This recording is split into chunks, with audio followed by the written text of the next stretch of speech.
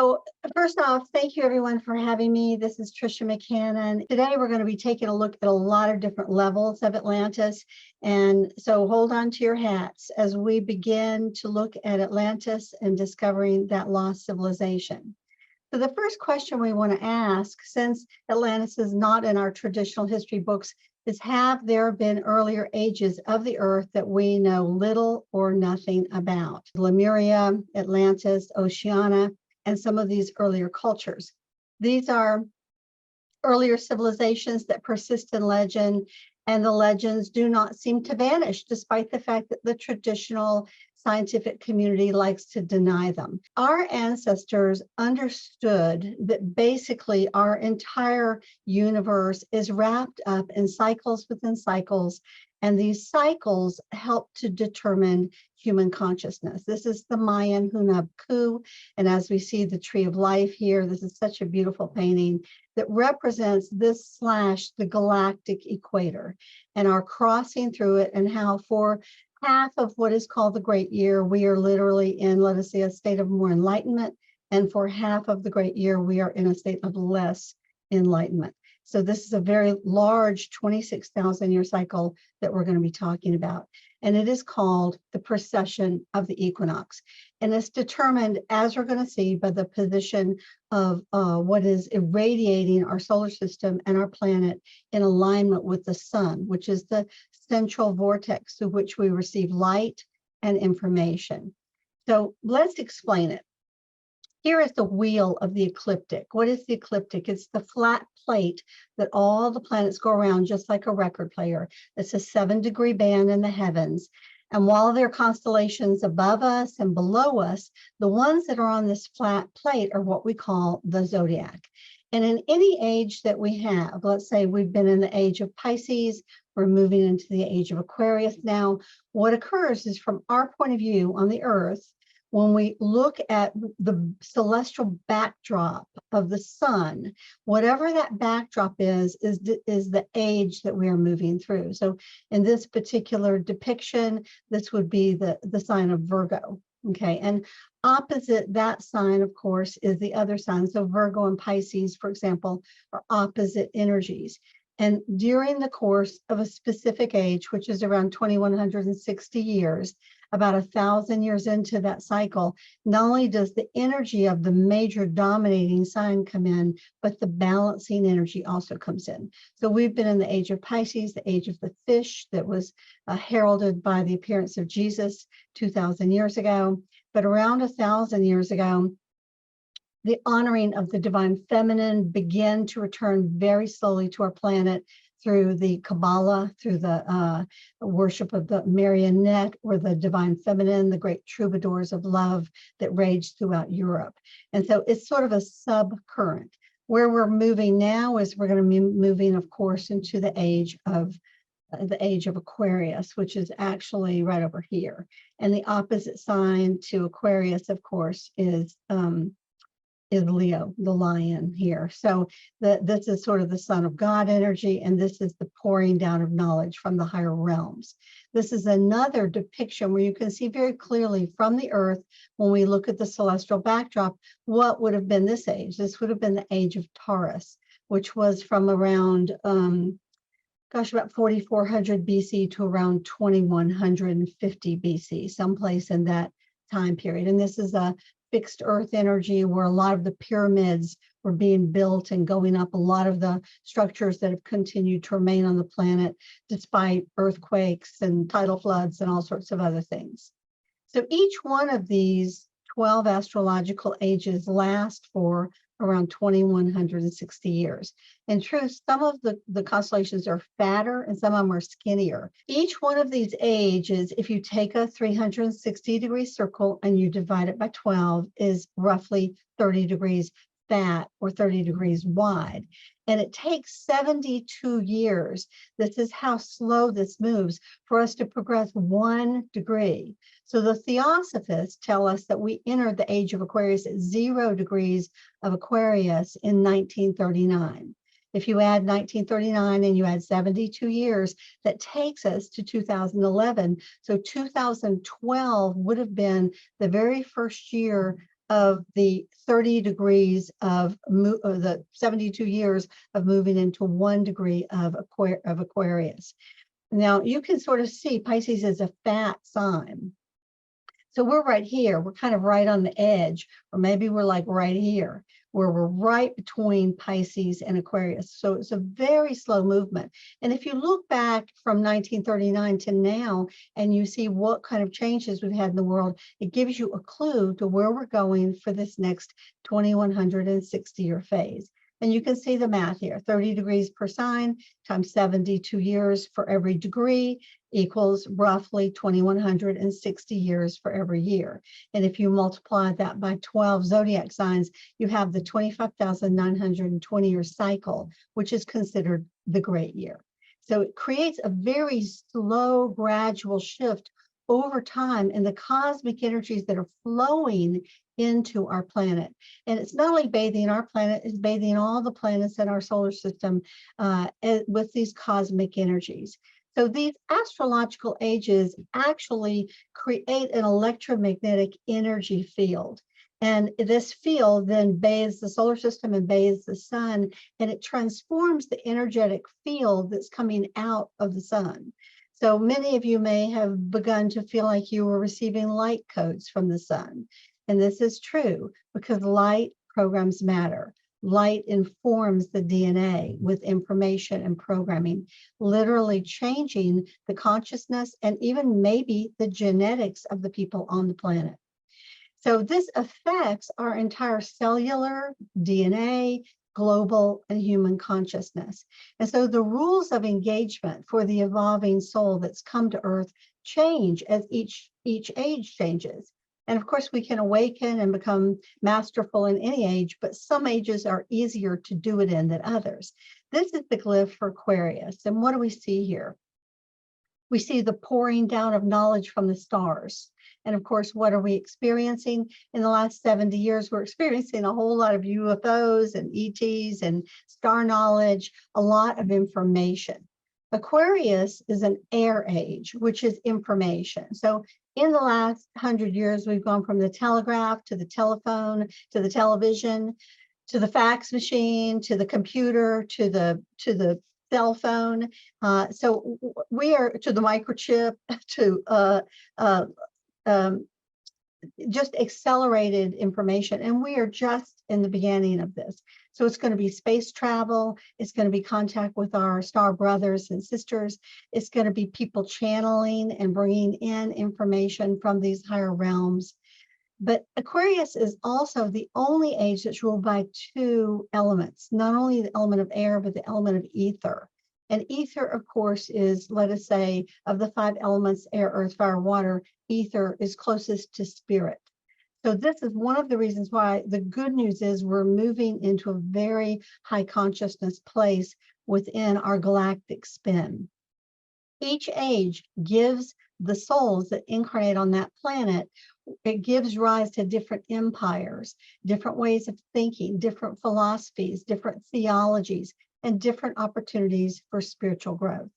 And we have stories, of course, of previous ages where it seems like there were different kinds of beings down here. For example, here's one with looks like a half snake, half human with, wings. I mean, where do we get that? How about the centaurs and the fawns? Do we really think all this was mythical? Traditional history would say so because they don't have any evidence. And even if they did have evidence, they would want to conceal it. So centaurs, fawns, now these are photographs taken by a British gentleman in England, and certainly there's beings at many, many different levels, not only in the physical and the astral and the mental and the causal and the spiritual planes, but every one of these planes has 7 subdivisions. So even within our physical plane, the fairies do exist, but at a different sublevel. So most of us don't see them. But the veils between the worlds are becoming very thin right now, which is really one of the exciting things, because a lot of these things that traditional hardcore science has tried to totally dismiss are being blown away by some of the evidence that we're seeing. And there have been other beings on this planet, entirely different eras, whether they originally came down from different star systems to inhabit the planet, or whether they were indigenous to this planet. We also have a lot of anomalies all over the planet, giving rise to things like these gigantic 50-ton megalithic monuments that even today we could not replicate.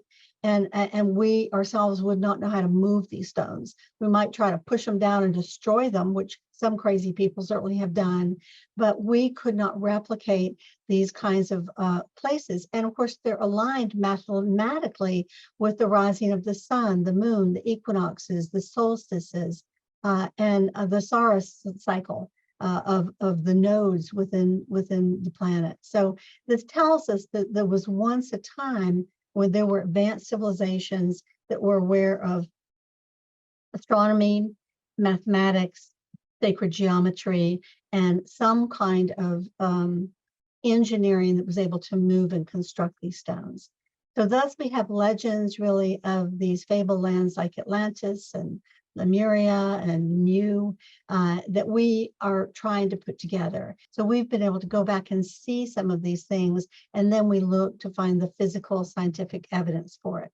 So these are stories of ancient times of gods and goddesses and star beings and crystal cities and crystal technology that of course we've just come into in the last few decades, and empires, entire empires, stories of magic. You know, I love those stories. And it's because as a collective, there's a part of us that knows that this stuff is possible, even though we don't know how to access it today. And it's because at one time we had more, let us say, spiritual knowledge, vibrational awareness, and more access to this.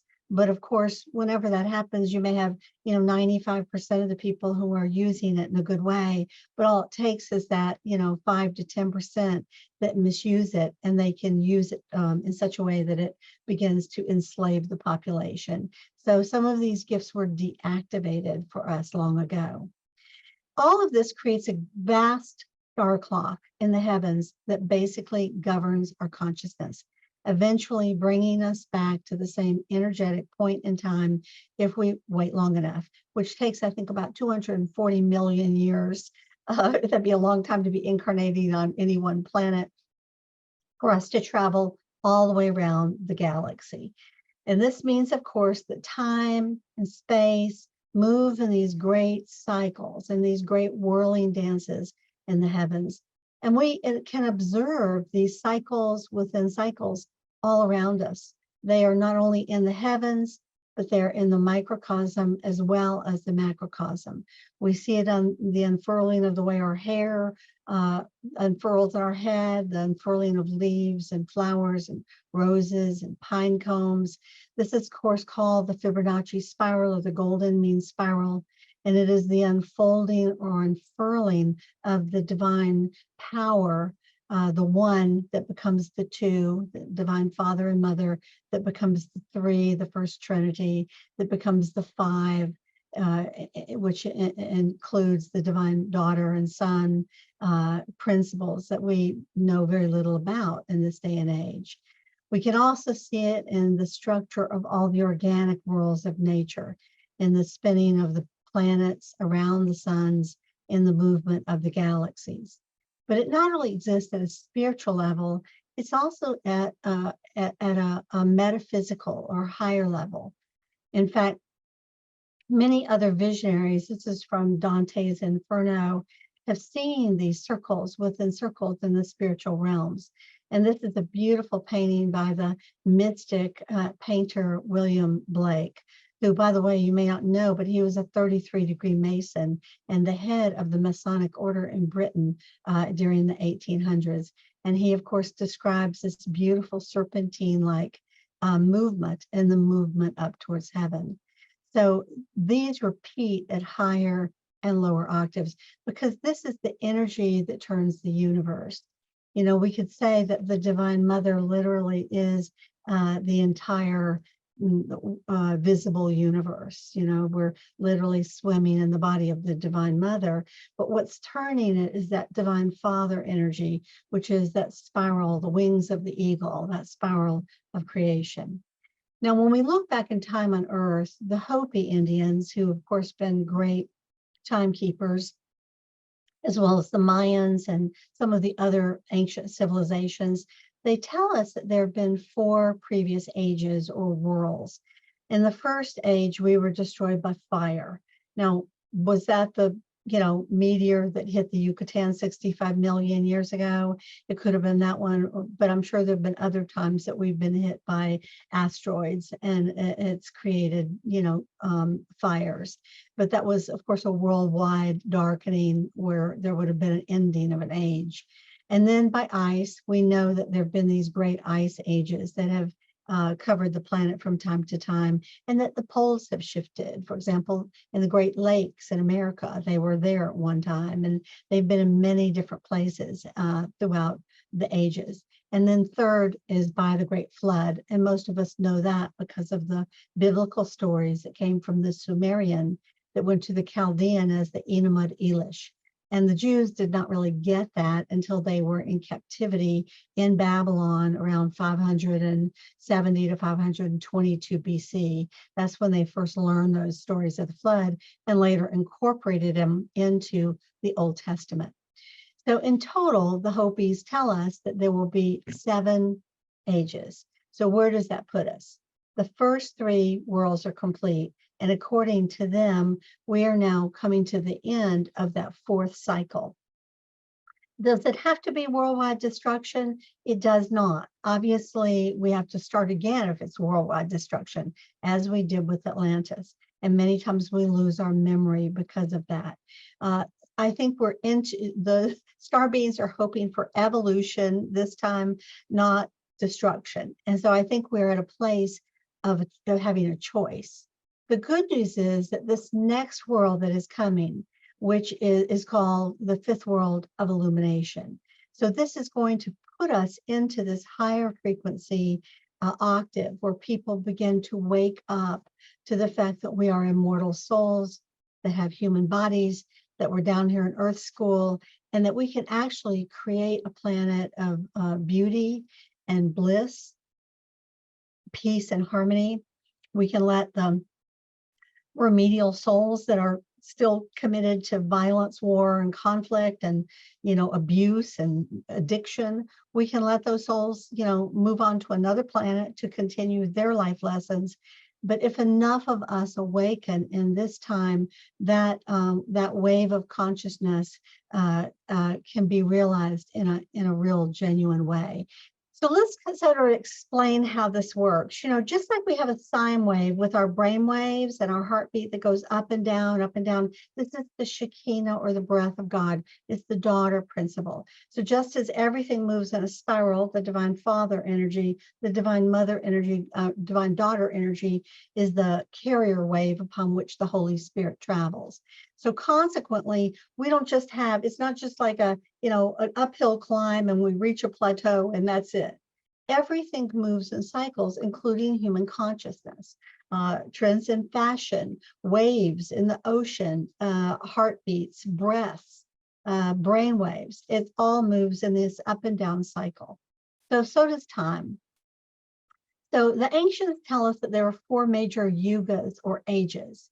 The largest one is called the Sattva Yuga, or the Golden Age. Then there's the Silver Age, the Bronze Age, and the Iron Age. In each age, we begin to fall asleep, as we're going down in the cycle. And then as we begin to come up in the cycle, we begin to awaken. We begin to remember who we are. We begin to remember lost knowledge, and so forth. So each one of these ages performs a different function. We have been, the different people have different opinions, but one version of reality is that we've been in the Iron Age or the Kali Yuga for 5,000 years. That's really a long time. However, there are cycles within cycles. So I think that we actually are someplace right now in the Silver Age, perhaps within the Iron Age.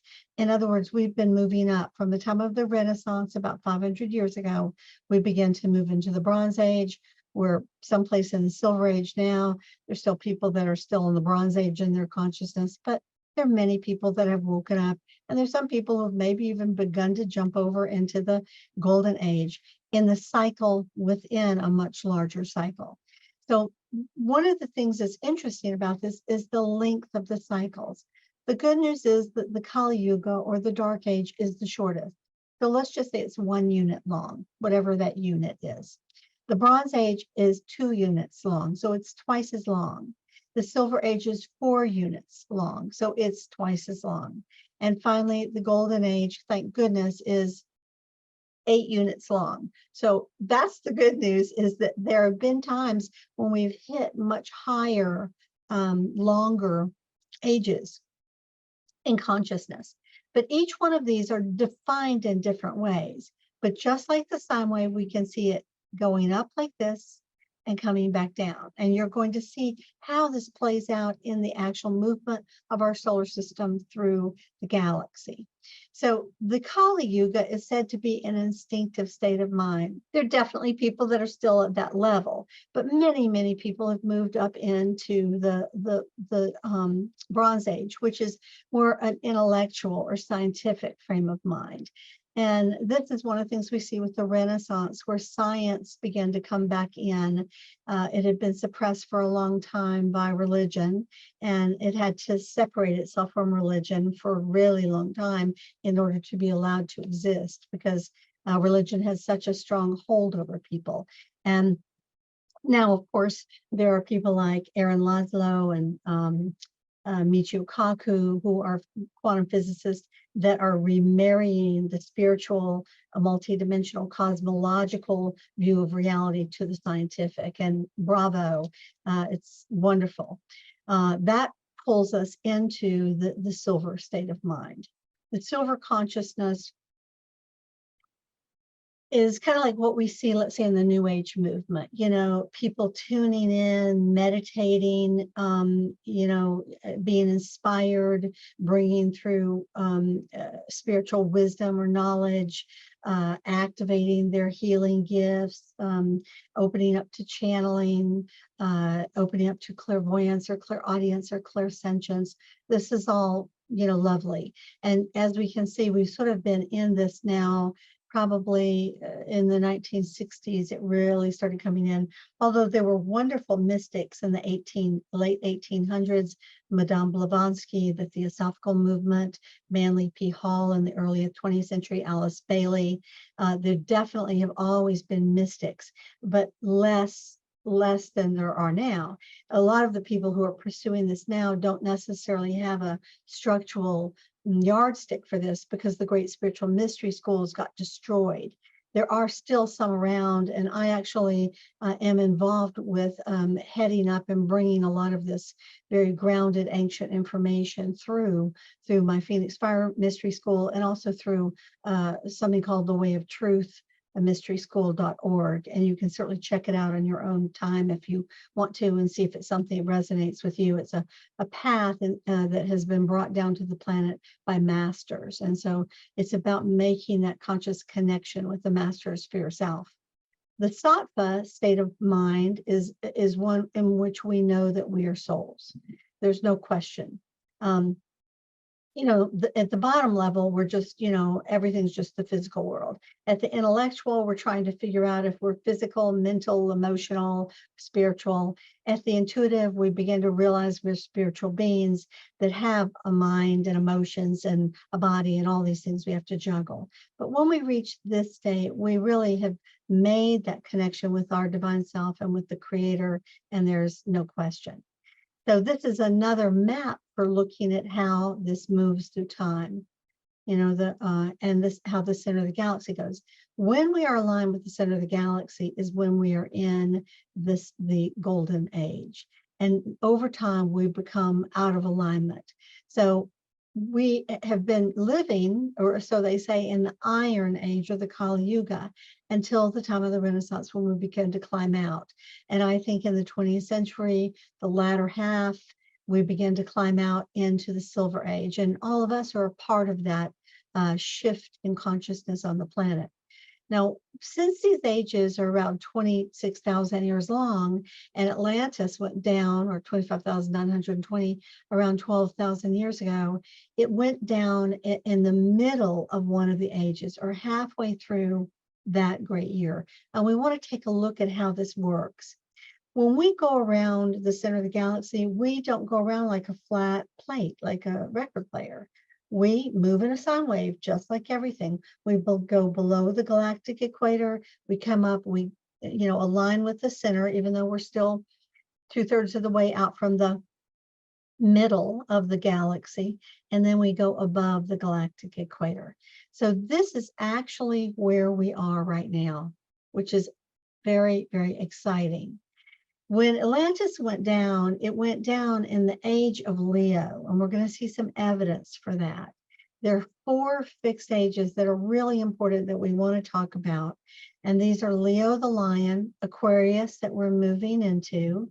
The bottom here is Taurus, and at the top, and bottom and top is a relative term, isn't it? Because, it's in outer space, is Scorpio.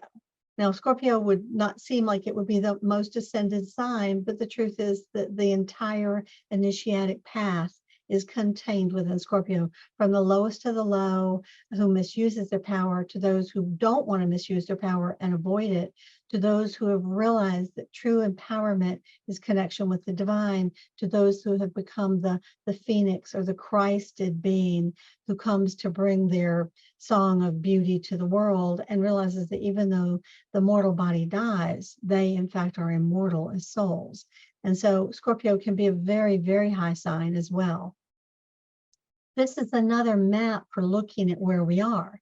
When we hit 2012, it was that very first year of 72 years of 1 degree into Aquarius. And we actually entered what's called the mouth of the serpent, because our galaxy, let's just see if I can kind of go back and show you. Our galaxy has this, I think it's in a future one. It has almost like a dark rift that looks like a serpent's mouth. It's really, really interesting. Now, this is another way of looking at how the poles shift over time. If you think of the pole of our planet as if it was an antenna, let's say the television station's right here, when the antennas align with the TV station, we're getting a really clear signal. We remember that we're divine beings and this is the golden age, we're awake.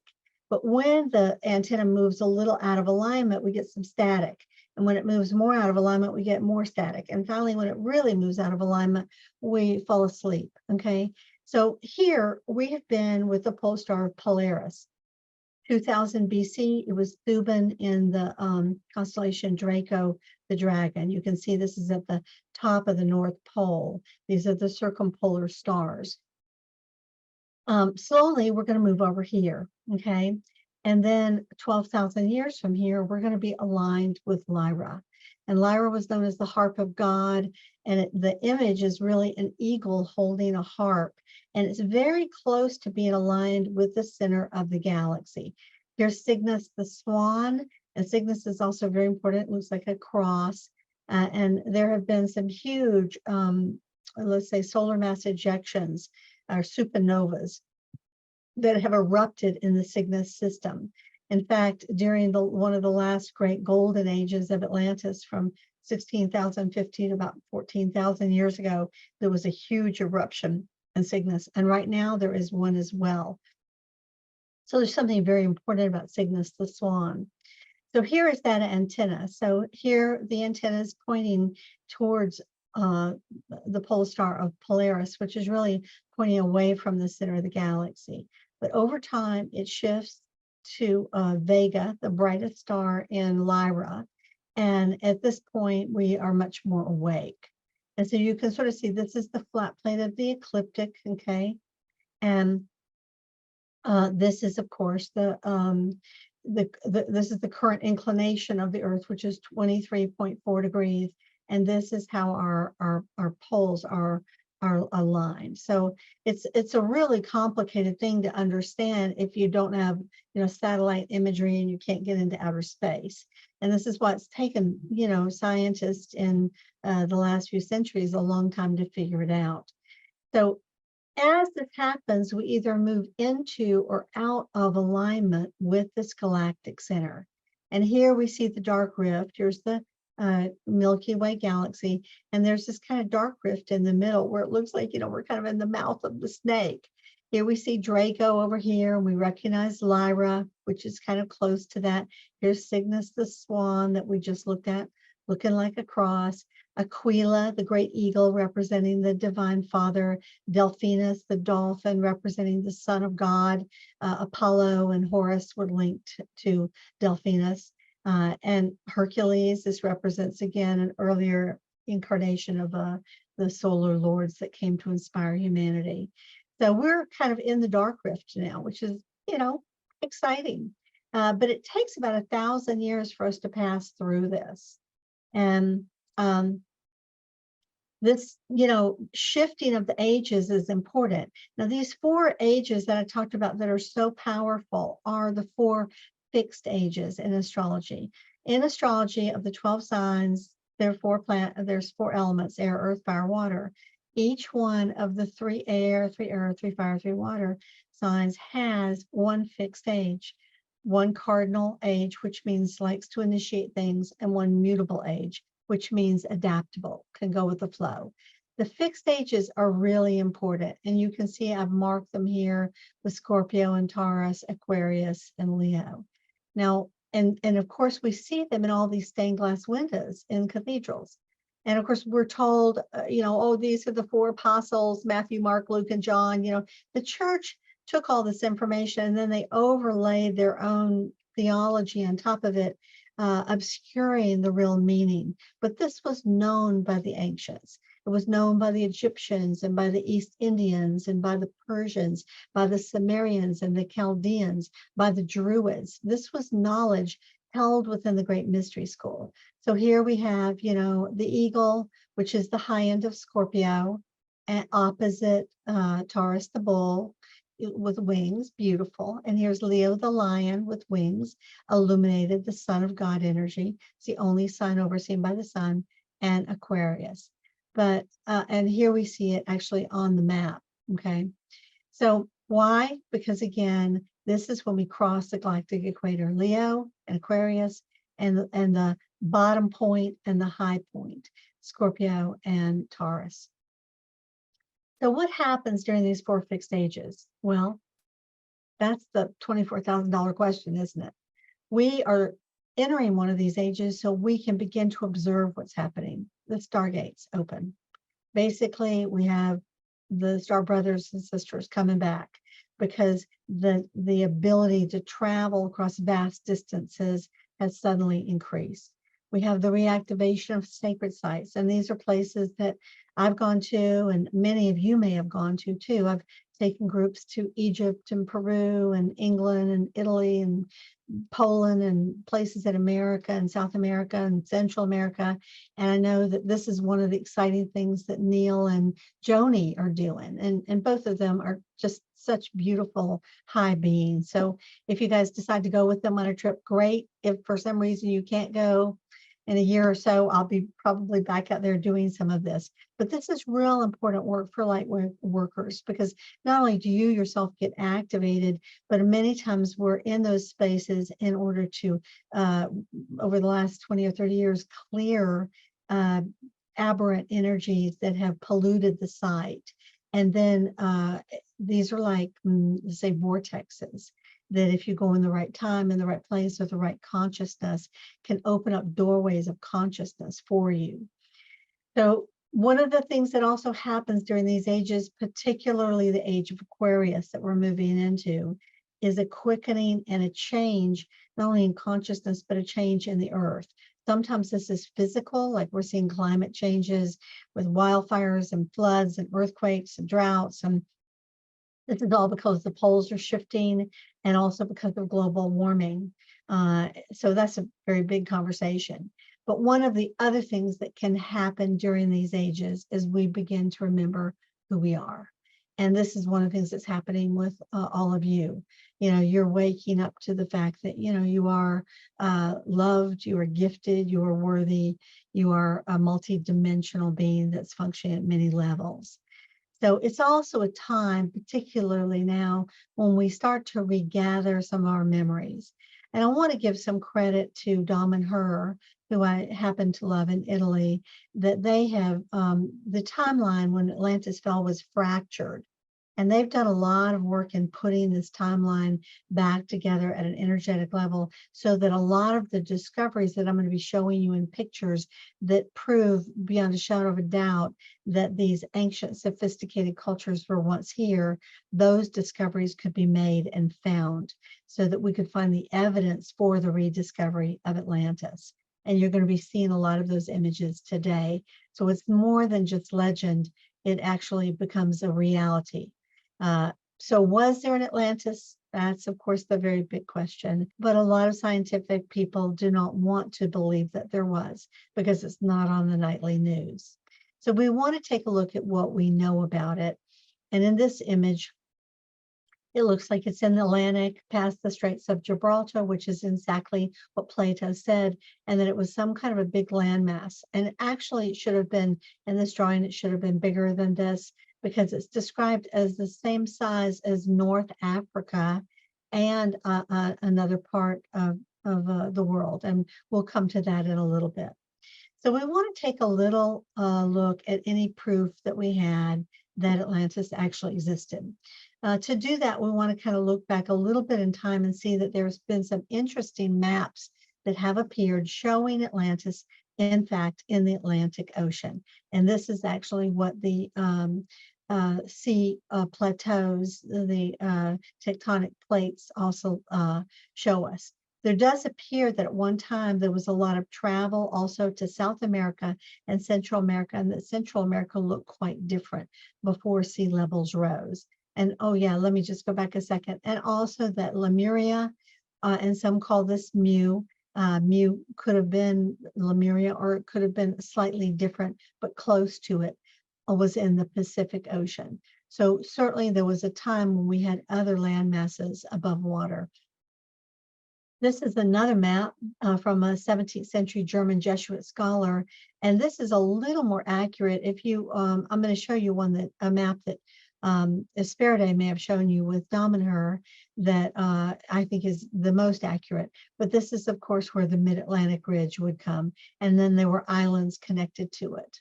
So now some people have speculated this in Antarctica, and there is no doubt that Antarctica was inhabited by a sophisticated, probably extraterrestrial civilization before it was covered in ice.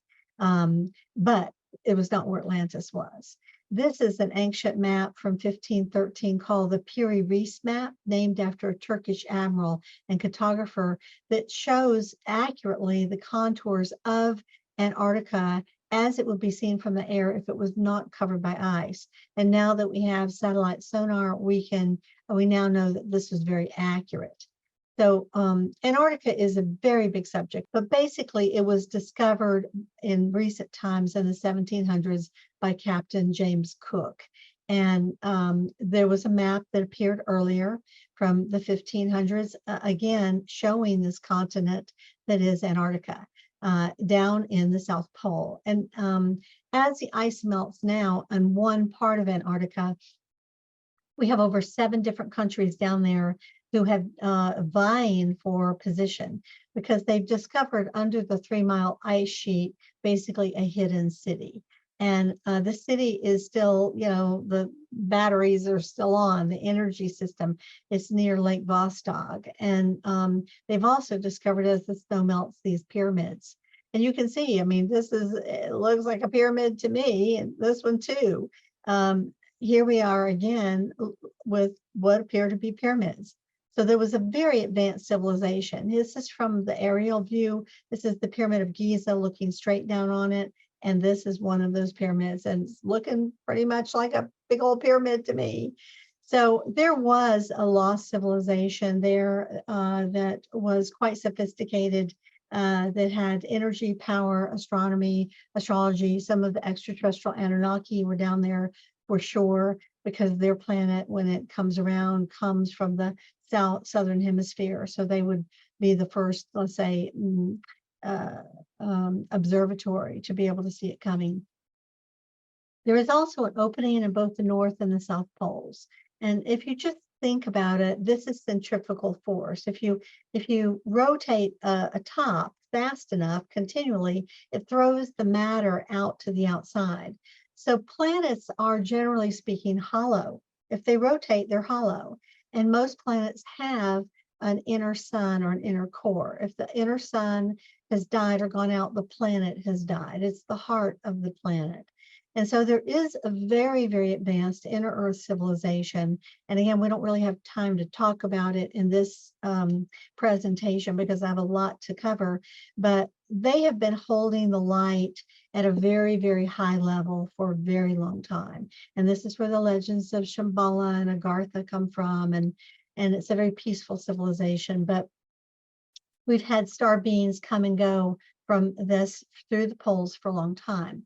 In recent times, after World War II, when the Nazis in 1938 went down there and discovered in the ice caves some UFOs and tried to back engineer the technology, which of course, if they had been able to successfully do that, we could have lost World War II. After the war was over, the Allies sent Admiral Richard Byrd, who was a 33-degree Mason, down to the South Pole to see if he could find the Nazis that had escaped and, vanquish them. And he had encounters with inner Earth beings that were positive, but also those Nazis had managed to get the small, UFO spaceships disc, and they basically destroyed his aerial fleet and sent him going back to the US. All this was covered up because, of course, this was technology we could not duplicate, and we did not want to scare the bejeebers out of everybody on the planet after 6 years of, World War II. So was Atlantis in Bimini? Okay, Edgar Cayce, if you remember, who was quite amazing and prolific, predicted that a part of Atlantis would rise off the coast of Bimini. And certainly in 1968, this underwater road appeared and snorkelers found it. And this is kind of a drawing of it. And these are gigantic stones. You can sort of see, look at the diver. I mean, his entire body is like the length of one of the stones. And what's interesting about these stones is they're made of granite, and granite does not appear on that island. Granite is a very hard stone. What's there is limestone, which is a water stone, very porous. So somebody had to have brought these stones and laid them down in what appeared to either be a road or a harbor dock. So this was a part of Atlantis very, very long ago. But Atlantis went through 4 different incarnations. From about 100,000 to about 51,000 years ago. It was one large landmass that went all the way over. And then a huge misuse of energy happened, and it broke up into sections. So what we're looking at with a lot of these things, let's say in, as I'm going to show you, entire underwater cities, okay, is probably that first destruction around 50,000 or 51,000 years ago. Then there was another one around 28,000 years ago. There was another one at 22,000 years ago. And the last age of Atlantis began around 21,000 years ago and ended around, 12,000 or 11,750 years ago. So we want to look at what's off the coast of Cuba, because this is really interesting. This is Cuba, and off the coast here, and I'm going to give you a even better map. They found about a half mile down the western coast of Cuba, all these large stones in rectangular shapes. Here we are with Cuba again. So off the coast of Havana, this whole area, they have found incredible structures. These are high resolution sonar images of large structures a half mile down on the white sand floor, the western tip. And this came forward in 2000. This expedition was directed by owners of advanced optical digital communications in Havana. And you can see they can't even get down to these structures. Now, this is a closer view of them, which is quite amazing, looking like, again, a pyramid. And I have a little better photograph here. And you can see these are clearly temples or buildings of some sort that have gone down. Here's something that looks like a sphinx. Yep, like with the little paws, and not sure what that is. Okay. and it looks like a little strange man on top of it. Okay, but these look like temples, and you can see a dolphin. Here's another image, and here's and you can see it's all encrusted with, you know, sea debris. That's because it's been down there probably for thousands and thousands of years. Here we have another one that literally looks like New York City. These are like gridded streets that have gone down underwater. And of course, all this has pretty much been covered about by the traditional news. You don't hear it on the nightly news. Here again, looks like an entire, you know, city went down with roads and everything, gridded, just as we grid a lot of our cities today. Cuba, of course, is close. Here's Cuba to the Bermuda Triangle. Here's Florida, okay? And also the Sargasso Sea. This is a topographical map of depth. So you can see this part is even deeper. This is shallower, and this is gigantically deep. This is where the Sargasso Sea starts. And this was the part of Atlantis that really went down around 51,000 BC when they misused that antimatter crystal. And then once there were exoduses around, you know, 28,000 and so forth, a lot of this was, all this was land. This, you know, later this went down too. And in fact, Edgar Cayce talks about the Hall of Records and how there were 3 of them, and one of them is under the water in this area because the Atlanteans rebuilt in this area. And in fact, there's even like concentric rings, like a replica of the original capital here. But this is Cuba, pretty darn interesting. So here is, you know, again, Norfolk, Virginia, and so forth. And here we see the Sargasso Sea. This is the area where when sailors go through this area, it's eerily quiet. It's like something weird happened and you can feel it. But it's because it was an antimatter device. And this is one of the reasons we have the weird Bermuda Triangle there. There's an underwater pyramid that periodically goes off and opens up interdimensional doors. So let's take a look at what the other islands are in this area, the Caribbean. Yeah, the Caribbean islands. Here again is topography. You can see how far down it went. Goodness gracious, it's a lot. So this is what we find in the Caribbean. Incredible ruins, just absolutely incredible. And here we see like the bull horns of Hathor, who was she was the Egyptian goddess of healing with the sun disk at the foot of the temple. And look at the size of these statues next to the divers. I mean, if you had this diver stand here, his body would probably be this tall. That's a guy, he's probably about 6 feet tall. You can see how large these are. These are very enormous. So, of course, this looks very much like Hathor, the god. This was her symbol, was the cow of fertility, you know. And again, we see more of this and all sorts of other ruins that are there. Just amazing. Wouldn't it be fun to go diving there? I'd really love to do that. You know, maybe that'd be a great trip. So we also see this very interesting lion with his paw on this globe, which represents the world. Why? This is one of the great symbols of Atlantis because it was the height of its last 2,000-year age was the flood happened at the end of the age of Leo, just at the beginning of Cancer. And right before Cancer, which is a water sign, came in, the Great Flood. That makes sense, of course. So here we find it in India, around the city of Dwarpa. We find it this is in the ruins of Egypt. This is a city called Heracleion. Hera, remember the goddess Hera? She was the wife of Zeus. This was on the northern part of Egypt, where it empties into the Mediterranean. And this city disappeared and was discovered really only in the last 20 years. And they've pulled out all these incredible statues from there. But once again, we see the lion with his paw on the globe. So this is one of the symbols of Atlantis, the conquering of the world. Where else do we find these kinds of ruins? Now we're getting close to the real Atlantis. This would be the Azores Mountain Islands, which again, I would just love to go there. It's so beautiful. The Azores officially belong to Portugal, which is interesting. And they have an incredible underwater park. I'm going to show you some pictures of, called the Donna Ana Park. That's got a lot of ruins too. But the Azores are a set of islands that were part of the islands close to Atlantis. And they found some remarkable things there. This is from about 12,000 years ago. So this is obviously shot from above in the ocean, looking down. They figure that this, they've been able to estimate the width of the pyramid, 254 feet, 330 feet, and these were 100 feet each. So this looks like is some kind of an enclosure around it. Who knows, maybe whether it was a town or fort, or, I mean, who knows what it was, but it was something. And you can see it's pretty covered up now.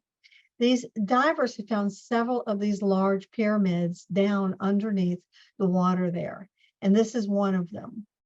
And these are, they go back around 12,000 years when the Great Flood occurred. And again, this is another one as they're going by. And you can see here it's close to the islands, and they've estimated the height and of the pyramid.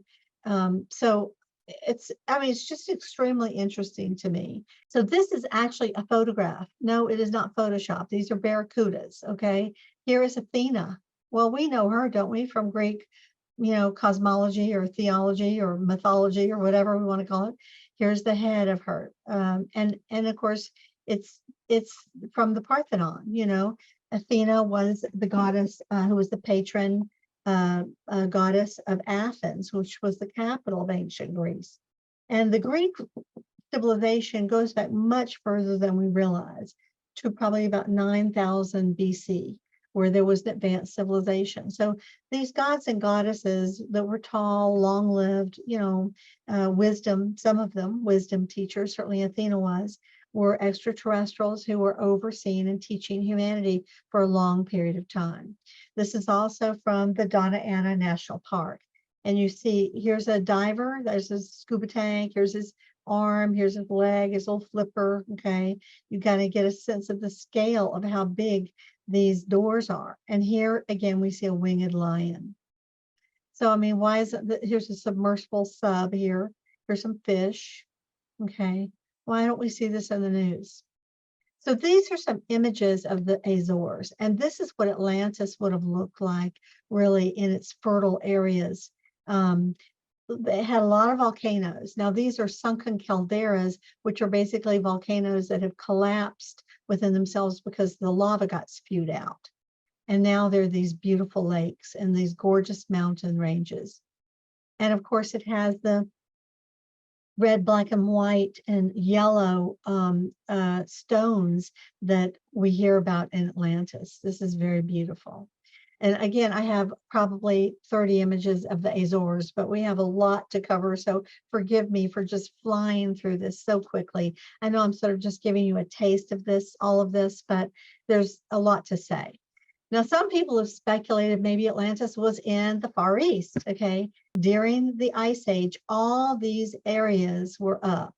In other words, this is India, okay? And this is, I think this is maybe New Zealand, maybe this is India. Anyway, this is all area that was up. This is Ceylon, I think, and this is India. So this has got to be like, I don't know what's down there, Thailand or whatever. And this looks like it's kind of New Zealand, but all this would have been above land. Recently with Australia, I don't know if you guys have heard, but they're saying to the east of Australia, they're saying there's another continent, and I'm sure it was part of Lemuria or Mu. So certainly there are land masses. And again, you can see the line is what we think of as where it is today. But when it colors outside the lines, it shows us where the land masses once were. So this would have been New Zealand. Here's Australia. This is the area where they're saying that new continent has been found, or old continent. Now, this is an age of what were called the Rishi kings, and there were 7 Rishi kings, and this would be like having the Dalai Lama, you know, 7 Dalai Lamas basically rule. This was a very high consciousness age, a golden age in many ways. It doesn't mean there weren't some bad people, but by and large, society was a righteous society where everyone was trying to do the right thing. And the story of the Ramayana is a story of Rama and his wife Sita. And he was a prince who was destined to get the throne, but by some misfortune, he was wronged, and he and Sita had to leave the palace and go and live in the forest. And his best friend went with him. And along that time, Sita was taken by a demon called Ravana, or Ravana, I think, Ravana. And Ravana basically kidnapped her and wanted her to be his, girlfriend. And so Rama had to find a way to get her back. And this is what the Ramayana's story was really about. These are incarnations, let us say, like Jesus and Mary Magdalene, or St. Francis of Assisi and Clare, or, they come as emissaries from the higher worlds, male and female together, Krishna and Radha, Rama and Sita. So these were two very pure, high consciousness beings who came to inspire people in their age. And it was a different age. Now, this is the journey that Rama took in order to, from his original kingdom, to go down, and he had to find a way to get onto this island. And I think this is called Ceylon. But there wasn't a bridge there. What could he do? So he wound up being befriended basically by beings we don't have on the planet anymore. They were like monkey men, but they could talk and everything. And they helped to build this land bridge. And this is what the myth is. Now that we have sonar, we have discovered that, in fact, underneath the water, exactly where they say the land bridge was, here is this land bridge of stones that was built by Hanuman. That was the Monkey King's name, Hanuman's people. And here we see it with satellite imagery. And of course, through this, Rama was able to cross the land bridge with an army of animals, basically conscious animals. This was an age when we could hear them speak. And of course, we've closed our ears down to them mostly now. And he was able to fight against this Rakshasa, Ravana, who was a bad guy. Who knows? They call him Rakshasa, was considered a demon. So, what was he? Was he a extraterrestrial? Was he a reptile? Was he a demon? I don't really know in this day and age. All we can do is go by the story. But basically, this is what NASA has shown us, is that this land bridge exists. And you can sort of see from here the shallow area where there was once, long ago, the land itself. So many things that we think of as myth and story and legend are actually based on something true. The scale of the buildings is incredible. They were first found around March 1995, and you can see, if these are steps, imagine how big a being. You'd have to be a 20 to 30 foot tall being to walk up those steps. So this is a much, much earlier age. Lemuria came before Atlantis, and then it overlapped it. Same kind of thing here. Look at the scale. So as recently as 1996, a sports diver discovered a huge 40 foot below the surface angular platform off of Okinawa. And then they began to really investigate. So teams of divers then came and found one monument, one pyramid, one pavilion, one city after another. Grand boulevards, majestic staircases, archways, enormous blocks of stone, all cut and fitted perfectly. Not like anything we've ever seen, especially because of the scale. And of course, Japan, is a very smart technological country, and their professionals jumped on all over this. And so what's interesting is you can see, again, this is a diver. There's his fin, his legs, his torso, his arms, and see the scale of these buildings. They're just absolutely unbelievable. And so in September, not far from Yogaguni, more than 300 airline miles from Okinawa, they found another gigantic pyramidal structure 100 feet underwater. Again, with broad promenades and pylons and buildings 240 feet long. Again, this shows you the scale. But what's interesting about this is we didn't hear a word about it in the US until the Ancient American magazine broke the news. And again, CNN, is the only station that even covered it. Nothing was mentioned in any of the other archaeological publications or newspaper. And so this is kind of part of this whole cover up, and why programs like this are so important is because how do we find out about these earlier ages? It's like they're afraid to tell us for fear we'll think, oh my gosh, this could be us, or were there giants on the planet? Well, I mean, what's the big deal? It says it in the Bible, so it's not going against the traditional Christian or Jewish religion, so, or the Muslim religion for that matter, which are the three Abrahamic religions. So this was part of Lemuria. The islands that we have in the Pacific, which are Easter Island, the Pitcairn, the Marshall Islands, Easter Island, all of those are remnants of what was a big civilization. And this, of course, is where they're saying this other shelf that appeared to be part of a continent was. So, is this exactly accurate? We can't say. But we know that there definitely were civilizations here, and it was called the land of the rising sun. And those who fled from it, a lot of them went to Australia, they went to Japan, which became the land of the rising sun. They went to China. So that's a whole other conversation about how Lemurian civilization was different and more, let's say, feminine and intuitive and spiritual than some of the earlier phases of Atlantean history. Atlantis, went more towards the technological development eventually. So where was Atlantis? That's the question we started in, and why is it surfacing today, and why is it important to us? So Atlantis was in the Atlantic Ocean. And, at one point, and this is the Damen-Hur version, which is, I think, pretty accurate for the last incarnation of Atlantis. Here's the Mid-Atlantic Ridge, and Poseidia was here. This is a map of the Mid-Atlantic Ridge. And what I want you to notice is this would have been, here's Portugal, and the Azores are here.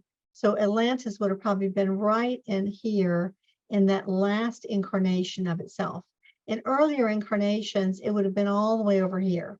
But when they blew up, this is the Sargasso Sea, when they blew up using the antimatter device, Atlantis, this whole section went goodbye. Okay, so then you had a section that kind of came across for the next area in this area. And then in 28,000 BC and 22,000 sections of that went down as well. So then we have the last big one.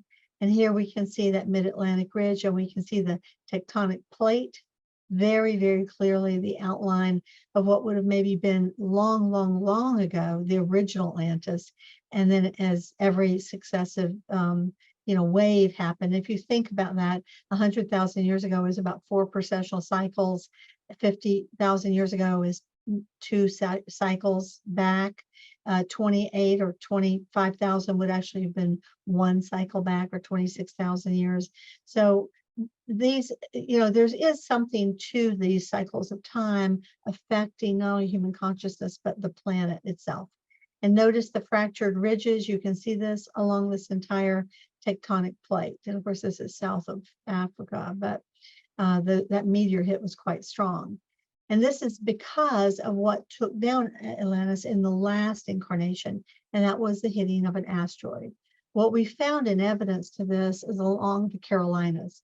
Throughout the Southeast where I live, there are these pock shards that were hit, that hit the land, and they're called the Carolina Bays because they're across 6 different states, including North and South Carolina, and they appear to be basically a comet or a meteor asteroid that broke up into thousands of pieces. So it would have hit Atlantis and then exploded in all directions, and it definitely hit the Americas. And they're estimating that it happened between around 9,000 BC. And of course, we're thinking that this Atlantis went down, roughly 12,000 years ago, or 11,500 years ago. So it puts it right in that pocket. And here we can sort of see the extent of the Carolina Bays. This is what they're marking as the deep sea impacts. So Atlantis in that incarnation would have been, over here. And so the explosion went in this direction. What's interesting too is that scientists have gone down to the Atlantic seabed, and they have found part of a former continent under the ocean, including seabed cores that they've taken up from the Mid-Atlantic Ridge in 1957, showing freshwater plants at a depth of 2 miles. And so we know that there were, this was above water at some point. The British Journal for New Scientists in 1975 reported basically that there was like an acropolis here in the middle of the Atlantic Ocean. And they found it from dredging samples along the lines. So, again, all this has sort of been covered up. Here again, we see someone's drawing of Atlantis at an earlier stage. What's interesting is it's on a 33-degree parallel. And that's what Atlanta is on, and that is what the Giza Plateau is on as well. So I live at a 33-degree latitude, and you can see a lot of these pyramids wind up showing up in that way. So we're going to take a look at the legend of Atlantis and what we do know. It was a large continent that then became a smaller landmass, maybe the size of Australia, by the time it went down the last time. And it went down around 11,750 years ago. That's what we're going by. We have Plato's story of Atlantis to go by, and this appears really in the Timaeus and Critias. And so we want to kind of briefly go over some of the extraordinary things he said. Plato, this is the historical background. Plato set the meeting of these four men at his friend Critias' house in June of 421 BC. The Timaeus, which is one of his writings, along with the Republic and other, begins on the day following the debate recorded in the Republic, and the men start by recalling their previous conversation. Then Hermocrates mentions a story derived from ancient tradition that his friend Critias knows. Pressed for details, Critias recalls how a century and a half earlier, the great Athenian statesman Solon had visited Egypt. Now, we do know historically that there was an Athenian statesman named Solon who visited Egypt around 590 BC. He went to the city of Sais, which was a very famous oracle city that was on the Nile Delta, north of Heliopolis and Memphis, but not on the coast. And so a tale that, though strange, is certainly true. Solon made notes of the conversation that he had with the priest and intended to record the story for posterity, but didn't do so. But instead, he told his story to a relative named Dropides, who passed it on to his son, Critias the elder, who eventually told his grandson, another Critias, the man who's featured in Plato's dialogues. In the Timaeus, Critias gives a brief account of what the priest told Solon. According to the ancient Egyptian records, there had been a great Athenian empire some 9,000 years earlier, at the time of Atlantis. At the same time, there was the mighty empire of Atlantis on a continent or an island west of the Pillars of Hercules. Now, these are the Pillars of Hercules, which are basically the Straits of Gibraltar. The continent was said to be larger than North Africa and Asia Minor combined. So that's quite sizable. To the east lay a chain of islands that stretched across the ocean to another huge continent. So that would have been part of the Azores and maybe some of the ones that are now under the water, like the Canary Islands, or they're still up. Critias goes back to the island's beginning when the gods were apportioning parts of the earth to one another. Poseidon, the Greek god of the sea and also of earthquakes, was given Atlantis, and there he fell in love with a mortal maiden named Cleito. Cleito dwelt on a hill in Atlantis, and to prevent anyone from reaching her home, Poseidon encircled the hill with alternate rings of land and water, 2 of land and 3 of water, which he turned as with a lathe. So, he was an earth mover and an engineer and an architect. Plato tells us at the center was a holy temple dedicated to Cleito and Poseidon, who remained inaccessible and was surrounded by an enormous enclosure of gold. Nearby stood Poseidon's own temple, a superb structure covered in silver with pinnacles of gold. The roof's interior was covered with ivory and lavishly decorated with gold, silver, and orchate. Now, we don't know exactly what that was, but it was supposed to be a combination of copper, I think, bronze and gold, or copper, bronze, and silver. And they've actually found some ingots of this off the coast of Egypt that they brought up, that they believed to be this metal alloy that was used so much in Atlantis. All the other parts of the walls and the pillars and floors, they lined with orchalium, this is the one I'm talking about, probably a fine grade of brass or bronze, which glowed like fire. We know it had copper in it, and I think silver or gold. Inside the temple was a massive gold statue of Poseidon driving a chariot drawn by 6 winged horses and surrounded by 100 sea nymphs or dolphins, which was so high its head touched the temple roof. Now, this is an illustration that actually was from Times magazine, and it really doesn't show the magnificence of the sea nymphs, and his head's not touching the ceiling, but it's still a beautiful depiction that gives us a little teeny glimpse into the possibility of what it might have looked like. Gold statues of Atlantis' original 10 kings, because Poseidon had 10 sons, and of course they had wives, and they ruled the 10 provinces of Atlantis.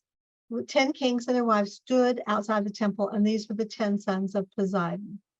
Poseidon also laid an abundant supply. This is a hot one of him, isn't it? It's great. I love this one. Of abundant supplies of food and water to the hill, bringing up 2 springs from the earth, from beneath the earth. Again, we can see he was an engineer. One of the springs was a warm water, and one was cold, making every variety of food spring up abundantly from the soil. So hot springs, abundant. So water, it was a water culture for sure, just as Lemuria was.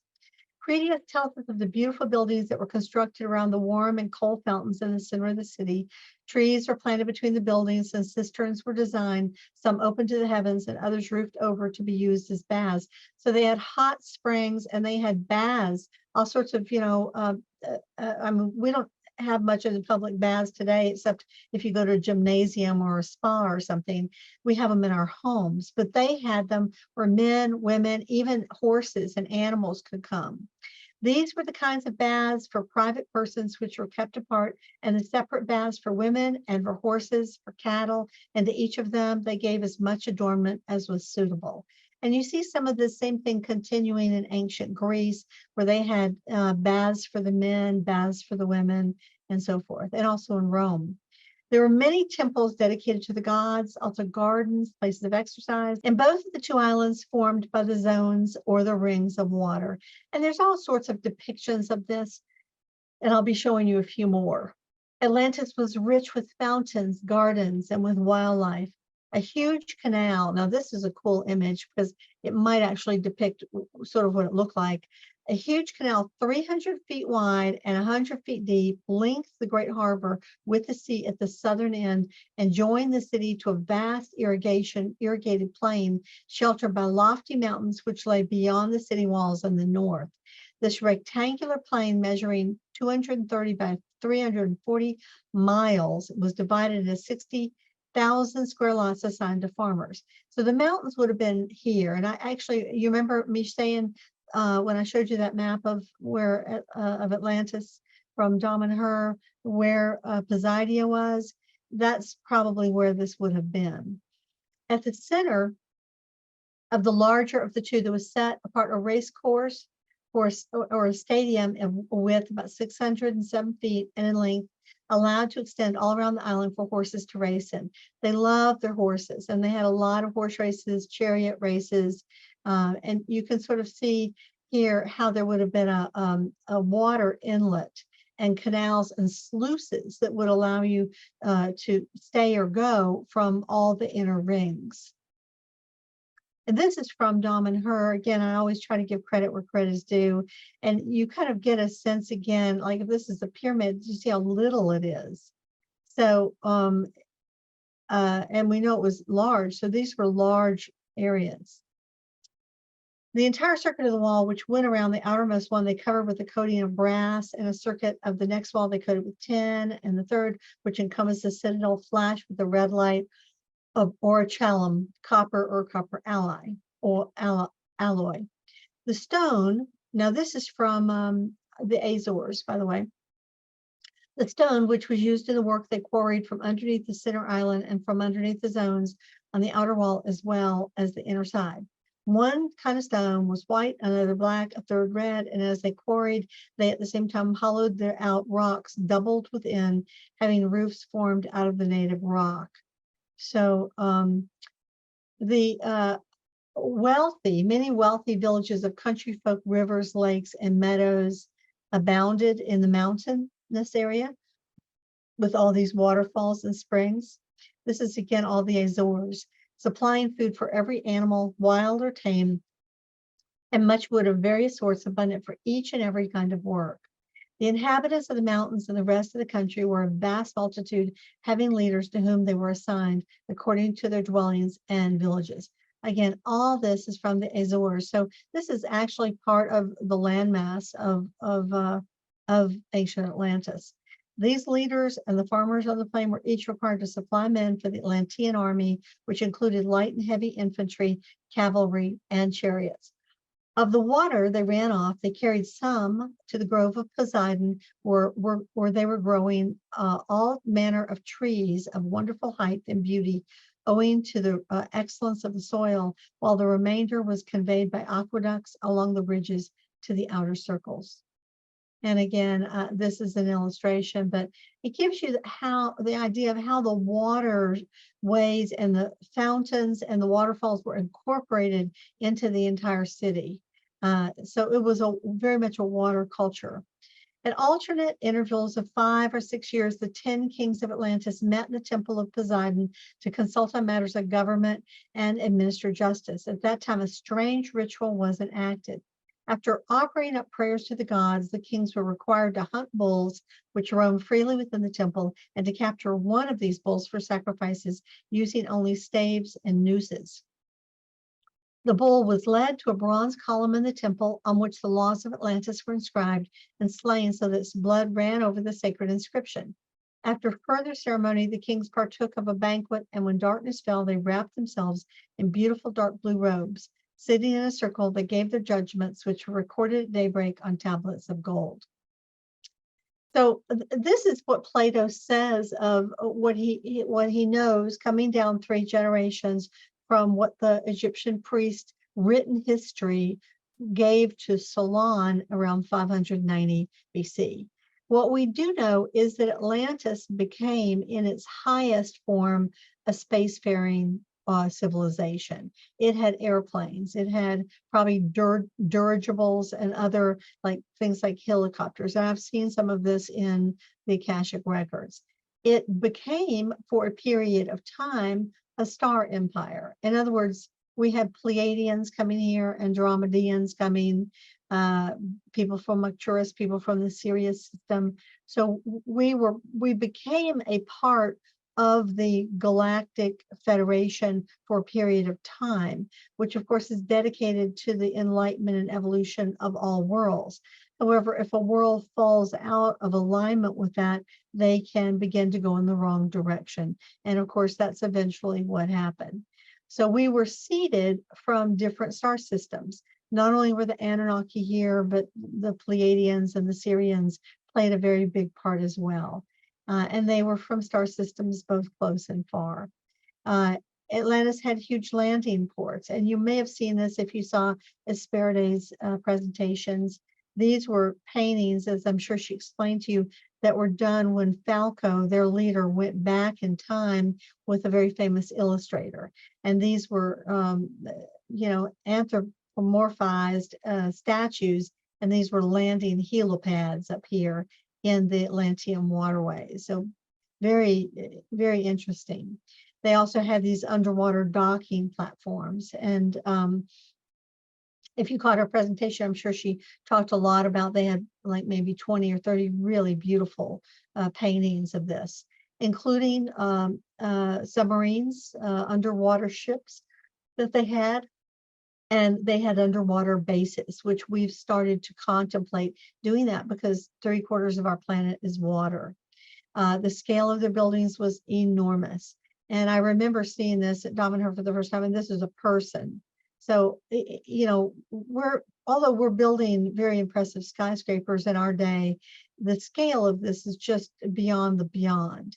And of course, they anthropomorphized the human form, believing that human beings have within us the spark of the divine. This was the entrance to their temple of alchemy. And this is, of course, a person walking by, but you can see all the beautiful, both male and female human figures encoded into this. And this is, of course, where the emerald tablets of Thoth were inscribed in the Atlantean halls. And those are really, that's a whole nother presentation that I have given before on the emerald tablets. And this was inscribed on the innermost floor of the temple, representing solar time, galactic time, the spinning of the, well, this would have been galactic time, the spinning of the galaxy, and this would have been more lunar time or mortal, the phases of the moon. So, and you can see the central capital there. Atlantis also used crystals, much as we have started to do in the last 30 to 50 years, as part of their technology. We haven't figured all of this out, but we are using it in watches and computers and in some energy systems, but we haven't quite mastered it in the same way that they did. They used it both for spiritual practices in terms of opening up interdimensional portals where people begin to experience a level of oneness, but also in technology, much as we have begun to do in the last few decades ourselves. They had their nobles, their kings, their queens, their courts, they had their politics, just as human beings seem to do. But for the time that they were governed by the 10 sons and grandsons of Poseidon, they had agreements to never go to war with one another. In earlier phases, however, they did. They used these headdresses to denote their rank. Now, most of us don't even wear a hat. I mean, if you go back to the 1940s, people wore hats all the time. You go back a century or two or three or four, many centuries, people have worn headgear. The Egyptians wore headgear. The Sumerians wore headgear. But most of us don't wear it today. You know, we might wear an Irish cap or a baseball cap, but that's about it. But they used it to denote their rank.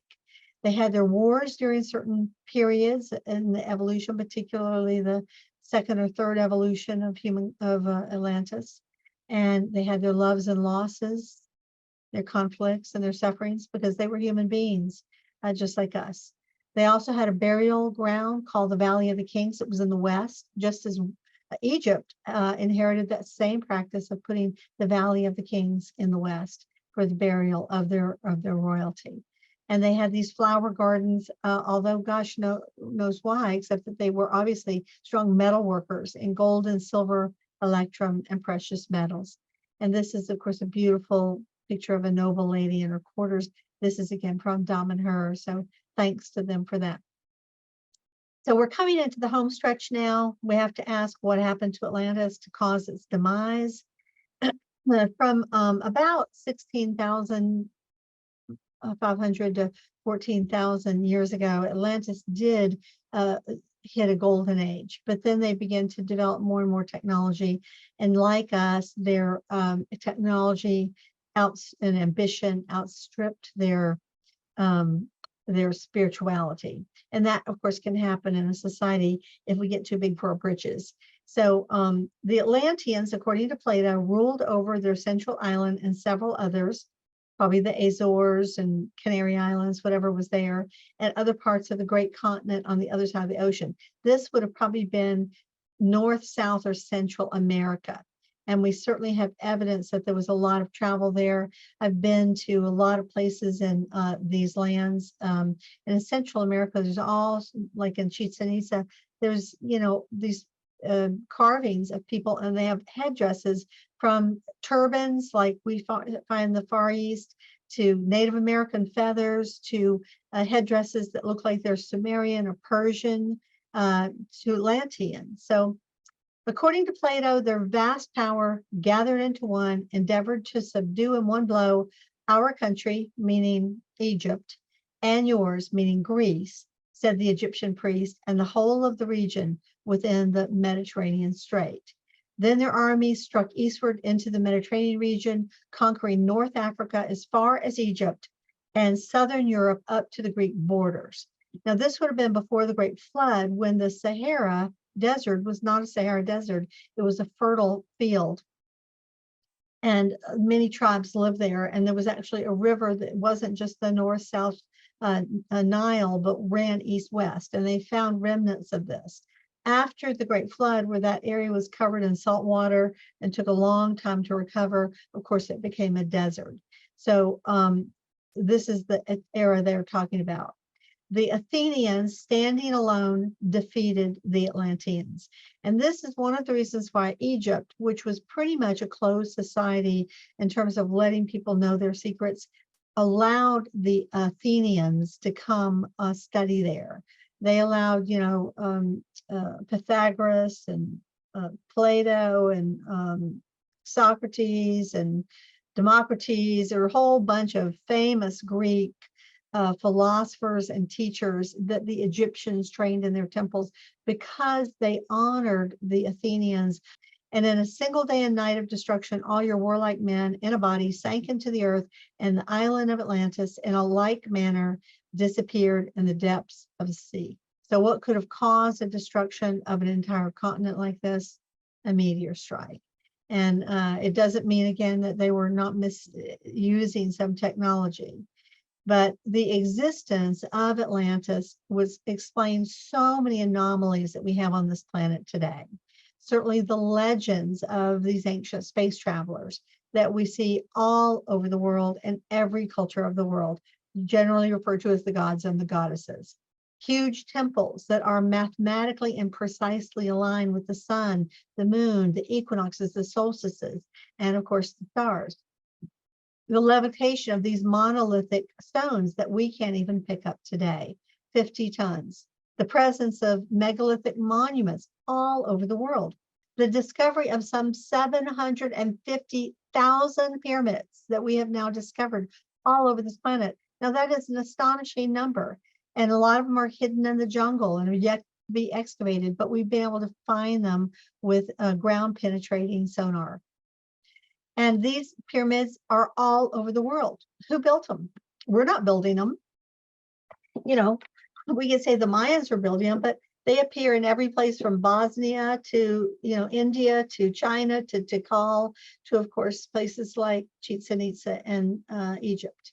And the legends of gods, these world civilizers who came from the stars and were here, some of them with their own agenda, but others were here to educate humanity, that brought us writing, mathematics, astronomy, astrology, iron